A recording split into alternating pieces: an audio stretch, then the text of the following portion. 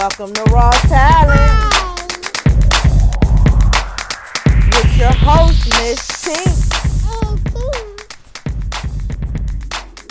Welcome to Raw Talent. Welcome to Raw Talent with your host, Miss Pink. Welcome to Raw Talent. So tell me about RGA Showcase. RGA Showcase, how it started. We live right now? Mm-hmm. Oh, RGA, I'm sorry. I jump in like that. Oh, okay. RGA Showcase, how it all got started was, I got bored one day. And Not you got bored. yeah, I got bored one day. And I wanted to do something fun and just, because I've been DJing for a minute. And I got into video editing and the software and like AI engineering. So I just wanted to do like a showcase or put something together like that. So I forgot how I came up with the name. But I said, what do it stand for? RGA Showcase stands for Richmond Got Artists. Oh, okay. So that was just the showcase piece of it. So I just kept that name for a minute. We're coming up with another name because we're getting bigger than just showcases and podcasts. We ready to get into live sports. So we'll go around the starting basketball season. We'll start going around and doing the biggest games of the weeks. Like prime example, like if a Holland Springs and Verona game, or like things like that. Yeah. So we're ready to get into like live That's coming sports. up too.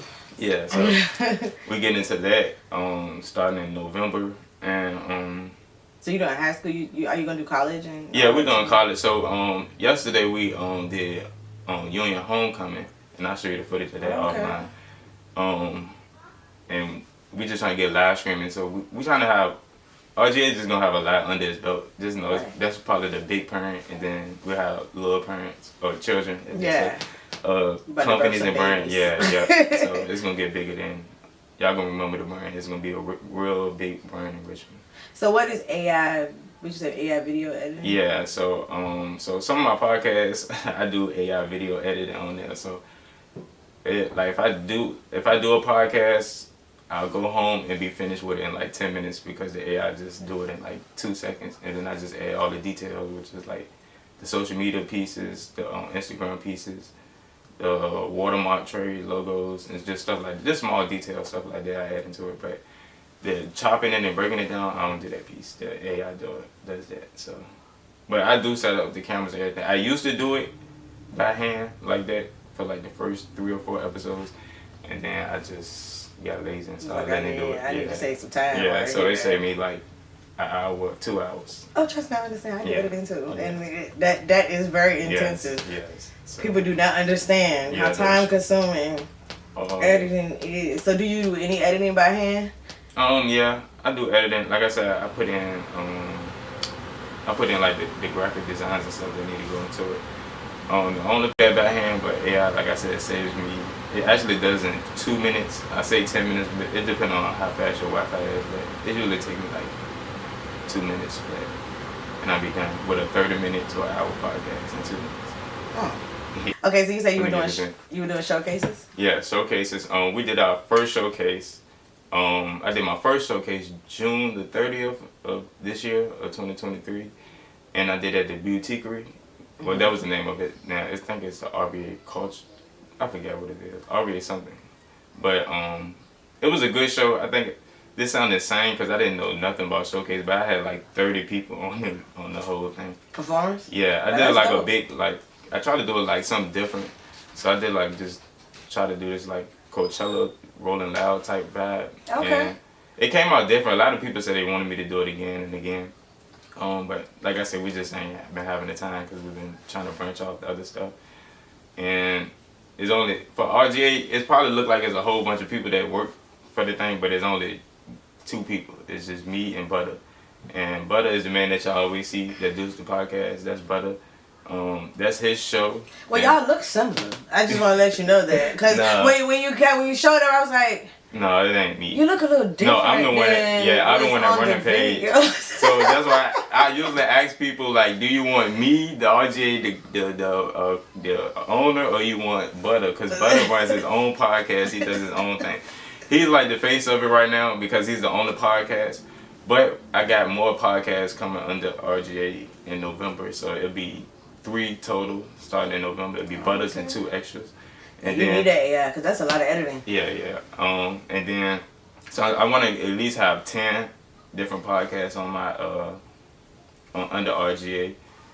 Butter, like I say, he's number 1, and then I want need some Caucasian people on mine. I want a Pride one, which is gonna be kind of hard, but we're gonna make it work.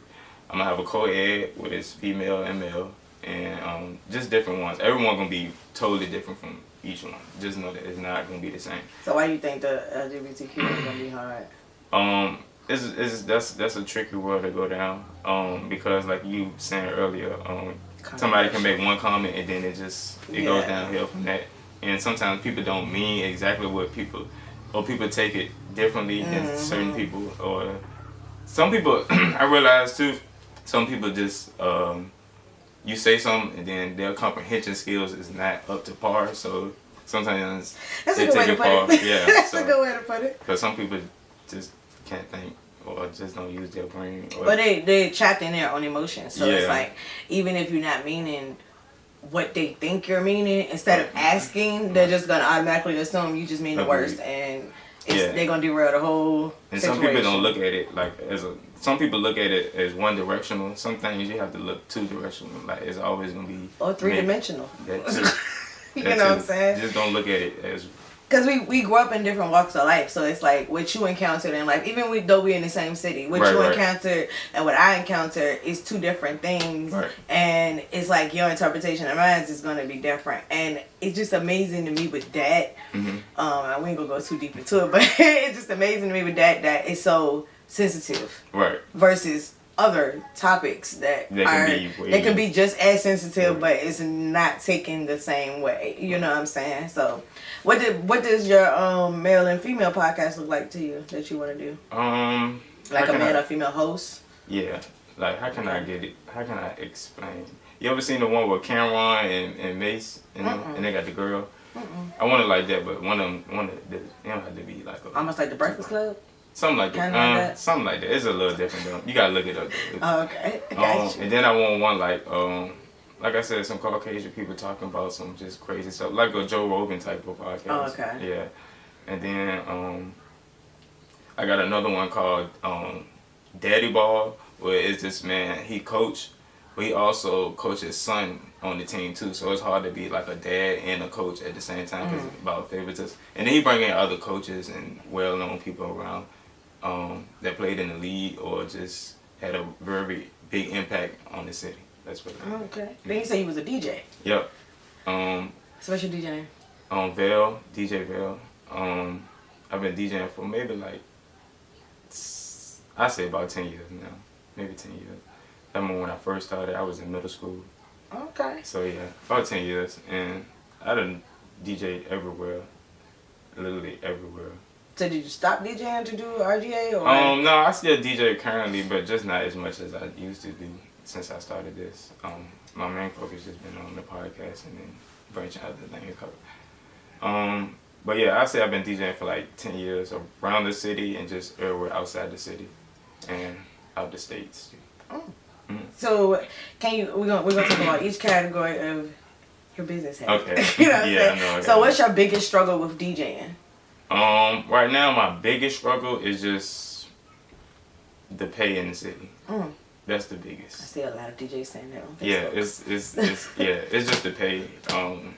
Like my skills, I know what I can do, and other DJs can vouch for that.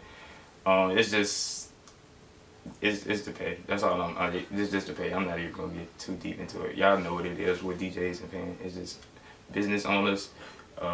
They make a $15,000 night. I feel like you should at least give $1,000 to the DJ, and then because the DJ holds the party from the beginning all the way to the end. We the first people there setting it up down there. The last person leaving. And sometimes when we the last people to leave, we pack our equipment up. We still waiting at the end of the night because I got to count all this money up. So that's extra time. I'm just sitting there. That should be paid for. That's all I'm saying. That's it. I ain't gonna get too much into that. A lot of people gonna like that comment. Yeah. Just gonna let you know. Okay, so what's the toughest thing about doing the showcases? Even though you only did one, but so the toughest thing I have is, for me personally, everything I do, I come out of my own pocket until things started to build up. Of course. So I didn't have no workers. I didn't have nobody to help promote. I didn't have literally nothing. It's just me until I met Butter, which I get into that. So that means I was running the flyers. I was getting the venue. I was down there, had to hire my security. I was running the door. I was getting everybody music straight. I'm DJing. So how you running the door and DJ? So that's where Butter came into play. Butter came early. He hit me up like, yo, you need a host. I had a host at the time. They kind of was hosting at first, and then Butter just ended up taking over for the night. During the show? Yeah, doing the show. Oh, he ended up hosting. He ended up getting all the artists, introducing all the artists for me, and get into like all of that. Like he was Shout smooth. Out to Butter. Yeah, Butter was so smooth. I see why his name Butter Cool. He was so smooth at night. So ever since then we just been clicking. Then we got into podcasting. He was like, he do a podcast. I was like, yo, I got the equipment. Let's start rolling. We can just put this under the showcase page and let's just go with it. He was like, I bet. So that's how that ended up starting. We ended up, like I started getting some of the artists and he started getting them. So we'll both get some of the artists. But usually when somebody hit the showcase page up, please don't hit me up, hit Butter up to get the artist, because I don't tell him who to get for his show, because it's his show. I'm just the brand of it, if that makes sense. Like, he's the podcast and I'm the network. Okay, it's just like I'm BET and he's like what, House of Pain or something, or whatever the show's called. Yeah, so he's the show and I'm just the network, if that makes sense. Understandable. Yeah. That's understandable. So, could you walk us through your showcase? Like, you said yeah. Like Coachella. So what I did was I tried to think of something different. I was sitting around. I was trying to think, how can I make it different? So at first I was charging people like $20 to, you know what I'm saying, $20 to perform. And then a lot of people were just complaining. So I was like, F it, I'm gonna just do it for free. $20 to perform, they was complaining? I tell people, look, y'all spend $20 on dumber shit and y'all like, you can't pay $20 for Was it a prize? Yeah, for 3 shows. 3 shows? Yeah. It was gonna be a prize, but then when I made it free, it was just like, it's no need to have a prize if you're gonna come in for free. So yeah, so you get 3 songs and you get like 10 minutes in your 3 songs. So you get like 3-minute songs basically. That'd be like 9 minutes. One of them gonna run over a little bit, but basically like 3 songs. And people was complaining, and then this lady hit me up complaining about how she just couldn't afford $20 and all of this and all of that. So I just like, alright, forget it, I'm gonna make it free. So I made it free, and then that's how I ended up getting like 30 people. It ended up being like 50, but I made it to 30. And then what I did, I put it on Eventbrite, and then that's how I really started catching up. And then like I was sitting around like, how am I really make this different? So I was figuring out how I'm gonna do the stage, because they didn't have a stage in there. So I was like, I got these platform stages, what I'm gonna do? So I just started going on this little app or whatever, I don't know, just started drawing stuff. And I drew a stage. At first it was so you're an artist too, though. Yeah. Okay, so, look if you adding hats on. Yeah, so I'm just like, yo, let me figure out how I can make the stage. So I did like this Rolling Loud jank where it was like the T stage, and I was like, nah, that everybody got that. So they do. I started looking at like some Kanye West shit, and then I seen how he had this floating platform stage shit. So I was like, fuck it, I can't float this jank, but how can I make it different like this? So I came up with the X stage. So the stage was like an X. Then I had different lights on it, and I had people sitting around the X of the stage. So okay, people love that. Yeah, people love that piece. And then the showcase itself was going good till we had problems with the mic. So I didn't know that their sound equipment was a little sketchy. But then they had the sound dude come in like the last 30 minutes of the show and fix it, and so it ended up being good. But our biggest problem was the sound at night with the mics. It just kept squealing and it was terrible, like very terrible.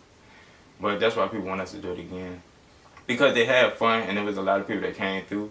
Like I said, it was a vibe. You can bring your own drinks in there. You could smoke, so that was a plus. Oh yeah. You know, everybody want to come and do that. Yeah, so. Everybody want those smoke buildings. Smoke buildings. And so everybody come. Yeah, so that was the plus.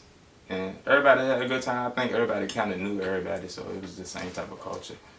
And then that just helped us branch out to bigger things. And then when we started doing the podcast, it really started opening up. So. When like I said, spreading. So I can say RGA really started that night at the showcase. That's when it really popped on. Okay. Yeah. So what's your biggest struggle with video editing? My biggest struggle is like when I get into it. It's just me being probably lazy and just want to get up and do it. It's good that you have self-awareness. Yeah. Because then you know how to fix it. Yeah. So it's just me being lazy, me trying to get up and just do it. How long have you been doing that? Maybe like 2 years now. How did you get into it? My manager, he does photography. He was forcing me to take pictures and video people and all of this and just all of that. And then I give him all the footage and then it never get edited. Like we have so much shit. When I say so much shit. Well, now you can go back and use the AI. No, we don't. We lost the footage and everything. Like No. We got so much footage we recorded and just lost everything. Oh my God. So I was like, yo, that you ain't gonna be stop. Frustrating. Yeah, so I was like, you ain't gonna start doing it. I'm gonna start doing it. So I just started learning. And then I just started getting real good at it. Just like DJing, same thing. Yeah. I just get into it.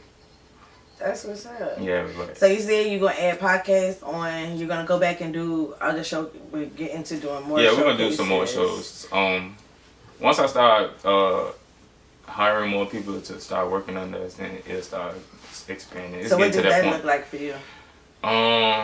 I just got an accountant for the show, so we get into that. I'm trying to work on getting how we can get payroll and sponsorships now. It's a lot to that, but of course, that's the business. Yeah, because it's like throwing just no podcasting is a big ocean. It's a lot of fish up there. It is. It's a lot of fish. But so when it come down to adding new podcasts to your show, like they would pay you to be on the platform, or so how I do it is I probably run like a monthly subscription, and so I just want to do the production piece of it. You come up, use your name of the show, whatever you want to talk about, your concept, everything like that. I just come produce it, so I just come record it. Set up mic checks, all the sound, everything like that. I do all the editing, everything. And you tell me what type of designs you want to, but I kind of do all the switching, editing, everything. I help you with the distributing and also the promo too. So, yeah. Okay. So do like with Butter, do like the people that he interviewed you could charge to interview, or is it like a? So right now. We did it off the strength of we needed content right now. That's the biggest thing we had to do. But we getting so many DMs about people want interviews now that we got to low key start charging so we can start getting people. So you know what I'm saying, payroll, so we can be able to. I can train them. You gotta monetize so you can keep it rolling. And then like I said, I feel like paying for a podcast is positive because I feel like a showcase, you pay maybe like $50 or stuff like that. But a showcase, you don't get as much footage and you don't get into the artists, you don't understand them, and you know what I'm saying, get into that type of details and questions about how they grew up and things like that. So I think paying for a podcast is a positive thing because you have something that you can share to your fans and let them understand you and get it to your life and things like that. So I think paying for a podcast is more worth it than paying for a showcase as of right now. So why do you feel like that's important? Because it's just like you got, like I said, so most people don't record their entire showcase. You might get snippets in like a couple of seconds, 30 seconds. Some people record the whole thing, but a podcast is like you got damn near an hour to get into your personal life, your music, how this all started. Just let your fans know what it is and what it ain't, basically. I think that's worth it.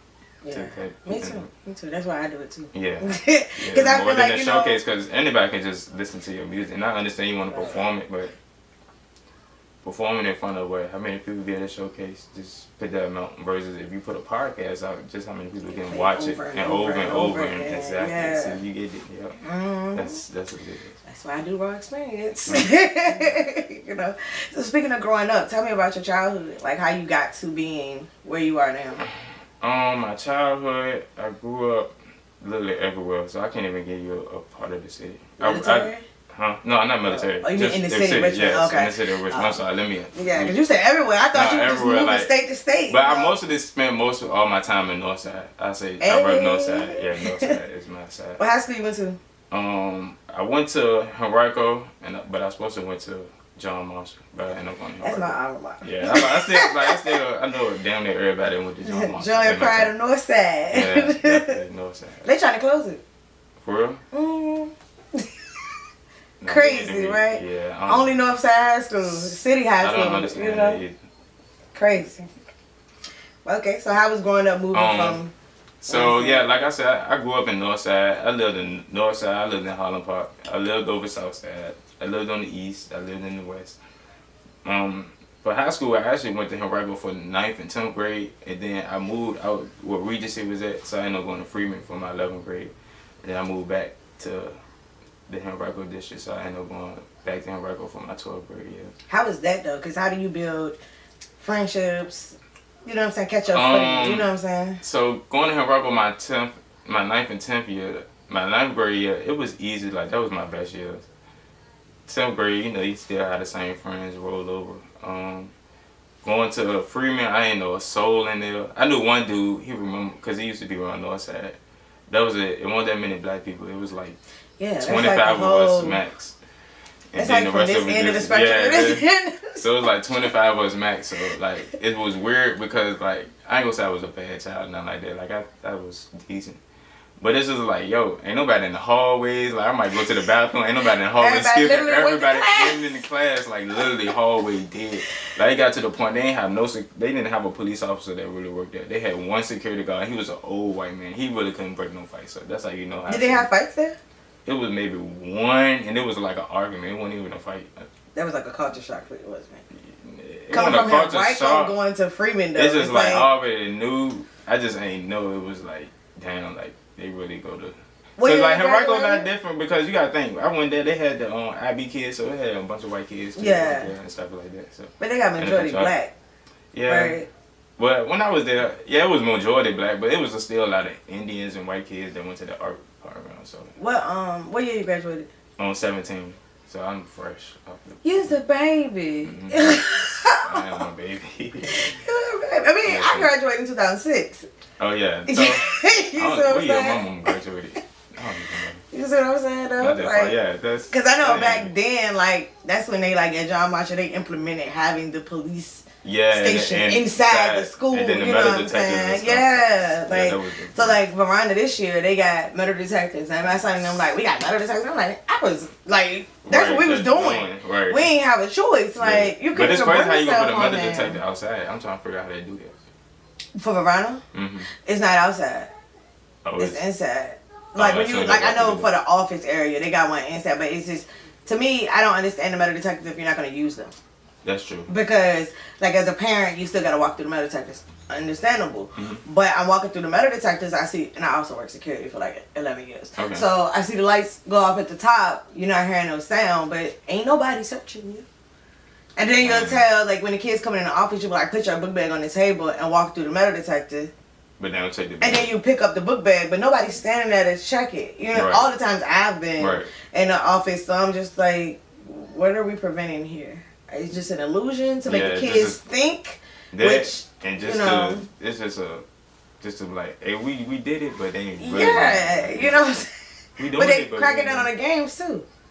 Yeah, I heard about that. Because like you can't take, you're going to take like clear bags in the games. And you can't bring, like if your pocketbook is not clear, you can't bring it if it's bigger than a wallet. I'm glad you told me that because I haven't been to a football game since I left high school. Especially with like Verona. Okay. You know what I'm saying? Like, and it's messed up because like the players are suffering for stuff like that because it's like they don't want them to come if they don't have an adult 21 and up. Yeah, I seen that on the news. Yeah, and then they cutting off the ticket times. So if you don't get the tickets, like say the game on Thursday, if you don't get your ticket on Wednesday, you can't go. Yeah, that's crazy. Mm-hmm. I don't know why they doing that. Mm-hmm. And they wanted the JV players to pay to get in the varsity games. Yeah, they which is ridiculous because they're football players. Yeah. You know? That's crazy, yeah. I understand the loitering and staying after school for home games and stuff. I understand that being a problem because who's watching the kids? You know what I'm saying? But to say, well, you're a football player, you got to have an adult supervising you during the football game and you play for JV anyway. I'm like, that's just... Or just being a high school student anyway. Like. But they don't like act. That's the problem. Yeah. You know what I'm saying? That's true. That's the problem. Well, that started... Foundation is home. Well, I would say yes and no because you don't know what your kids doing. You know what you're telling them not to do, what you're teaching them, and you know what I'm saying. Structurally trying to build them up to and to do and to not to do. But kids gonna be kids, and they be influenced by other people. Yeah, but I feel like some are just some never experience outside of Richmond either. So that's a big start of that. And sometimes you just gotta take your kids outside of things that's different than you normally do. So you can expose them like, look, you can do this and you can do this. So you choose what you want to do. But I feel like a lot of people just need to get out the city. I realize a lot of people don't get out the city enough to understand what's really going on there. Like, not just go to the beach, not just go to DC, like really go somewhere, like, and not even just Florida, like just go somewhere, like you can go to Texas. I just got back from Panama City, Panama. I never been to none in South America before, so that was very different. The food was good. I learned about their just their culture, and a lot of black people said like they be in Panama. I don't know what the black people said in Panama. I was trying to figure that out. Maybe I wasn't in the right area, but it was nice though. Like Panama is really nice. I give it like the outside is like Miami, but the inside of Panama is like New York City. If that makes sense. Yeah. Cause like on the outside it looks just like Miami. I'll show you a picture of it, but the inside is like New York City. But they got everything like we got over here. They had a Chuck E. Cheese over there. They got Popeyes. They had Papa John's, all of that. Like, so don't think it's different. And I feel you on that because like I went to Vegas recently, and I've been as a child, but going as an adult is a different experience. Right. But it was like, you know how you go new places and you're like, well, do they got the same things we got? And it was like stuff where it's like, okay, they got this, and I looked around in some areas and like, dang, this looks like Richmond. You know what I'm saying? That's like, how I be though, cause like I didn't know. I thought Lee's Chicken was just in Richmond, but I went to St. Louis and it was the exact same Lee's Chicken. Like I took a picture of it. I had to show people like, yo. So there's some stuff we got that closed down that other states people got. You know what I'm like saying? Winn-Dixie's. I seen that. Damn, somebody got a Winn-Dixie. I seen that since I was a kid. I seen where I was at. I think I was in Pennsylvania or something like that, and they had a Winn-Dixie. Yeah. What's your favorite state outside of Virginia? Well, first of all, do you even like Virginia? Yeah. Okay. Just because it's home don't mean it's the shit. Yeah. You know what I'm saying? Yeah, no, I like it. Outside of here, I think it'll probably be California. Cause I stayed in LA for like 2 weeks, and it was like that. It's expensive? Yes, very expensive. I heard very Cali was more expensive than Vegas. Yes. I was shocked expensive. At that. You could be homeless in like 2 weeks if you ain't on your seat, literally, like if you get one paycheck, you go. They pay more. They pay more, but you still paying more to live, so it still like don't mean shit for real. Like if their pay was here in Virginia, yeah, it makes sense, but it don't make sense there. It's still but the pay in Virginia don't make sense. It don't. Like they get paid like $34 an hour. That's like nothing to them. To them it'd be like, oh, I can live. I can live off of this. Yeah. You can't get nothing off that. That's crazy. Yeah, I went to actually I got a picture in my phone. I was buying we was at Cookies. I'm gonna show you everybody. We was at Cookies and I met Young Dolphin there. They shut the whole store down, but I walked in for some reason and they locked me in their window and I ended up taking a picture and everything. Let me see if I can. I'm sorry, y'all. I just want to show y'all the picture. Find it. And then, hold on. My girl keep calling me after I told her. Yeah, I'm on the interview. She want to be on the interview too. Let me call that, see.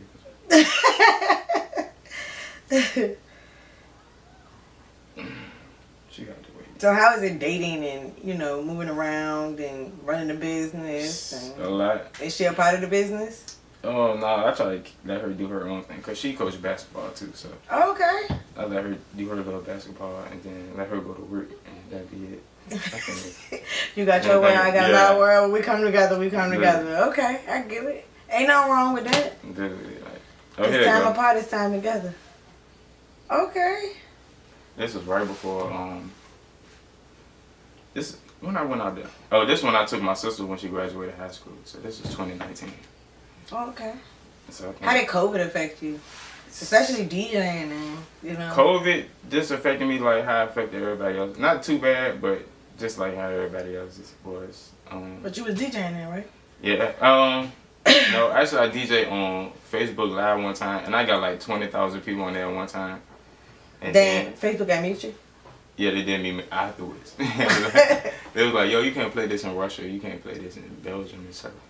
I don't care about that. As long as you can play it here, we good. As long as you can play it in the States, we good. But then after a while, I don't know, I think it muted me completely after like a year or so. It do. Yeah. It do. They becoming stricter with the copyrights. Yeah, I hate that. And with the music you playing in the background, because I just did a video. And like, you know who own this rights to this music. Don't play. Like, you know ain't no Lil Jones and I ain't owning no rights. Let that man play the music. Right. But my partner had just asked me that, like, why do you use, like, marketing beats for videos? Yeah, and I was like, because I got a better chance of not getting muted. Yeah. You know what I'm saying? Even with local artists, if it's a beat that kind of, it's like, it's a great area. Yeah, they rapping over, like, well-known beats. Yeah, that is. Then it still fucked you up with the video. Give me anything that ain't got none. That it ain't even on YouTube. Somebody made this in their basement somewhere. Give me that. Right. Right. Do you make beats and stuff? I don't. I wanted to get into it. I used to make mixes. I don't make them no more. I just gave up on it. It's just a lot of time consuming for me. You don't want nothing taking up your time, do you? It'd be a lot, yo. Cause the time be going so fast through the days, like it be going so fast. Like, so anything that be like that, I don't be able to have the time. I just focus on the main stuff I need to get done. So if somebody wanted to be on the podcast or wanted to come to you to have their own podcast, how would they go about that? Well, I tell them the professional way. I tell them just to email us, just to give us a brief email, letting us know that you want to join. And then I'll schedule like a Zoom, or we can meet up somewhere at a restaurant or something. We talk about details and everything about the show, about your show, and then I give you everything about what our agreements is. And then when we come to the terms and we're on good terms, everything, then so where they email you at? Email us at RGA Showcase at gmail.com. It's in our bio too. And or you can shoot us a DM. Bio where? On our Instagram page. I'm sorry. Bio on our Instagram page. I'm sorry. What's your Instagram? RGA Showcase. This is my first interview. I know I'm getting That's all I got you though. I got you. Yeah, she got me. She saw this my first one, so excuse me for everything. But yeah, if you go on RGA Showcase on Instagram, look at our bio. Is the Gmail and the bio, like I said, RGA Showcase at gmail.com. Just send us a email, or if you don't have an email, just DM us. We'll try to figure out. I exchange our business numbers, and then we can go from there and see if we can have some success with this. So what advice would you give upcoming people in your industry? I just say just don't get distracted, yo, because it's super easy to get distracted just by little things. Don't take bad criticism too hard. Like, let that motivate you to go harder. And just, like, a lot of people give up because they don't see results that they want to see, but just keep going, because trust me, it's gonna pay off. Just be consistent, and like I said, just don't give up because you don't see the exact results that you wanted to see at that time. Because something like that, you might keep going and you think you might get $100,000, and somebody come with $1 million contract. So just stay consistent, like, trust me. Anything else you want your viewers to know? Just make sure y'all follow us. We doing another. We giving out some more free shots again at the bar. like we did at Ironclad. Shout out to Ironclad Sports Bar and Grill for hosting that. Shout out to, like I said, Butter. Shout out to everybody that we interviewed. Shout out to you. Thank you. Shout out. And who else I want to? Just everybody that follow us and support us. That's about it. I don't have too much to do. Thank you, everybody, for coming. Thank you. We got you come back when you update us like next year or the next showcase or I'll definitely like come that, back since this is my first one. You always gotta come back to the first one. Always. Thank you. Thank you.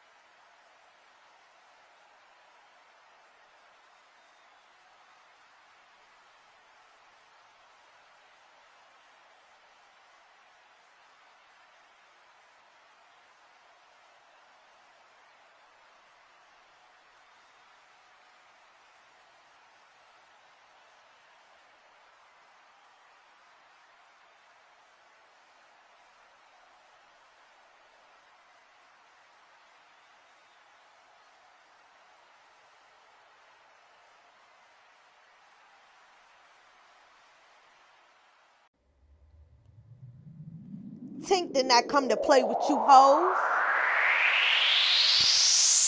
I came to slay, bitch.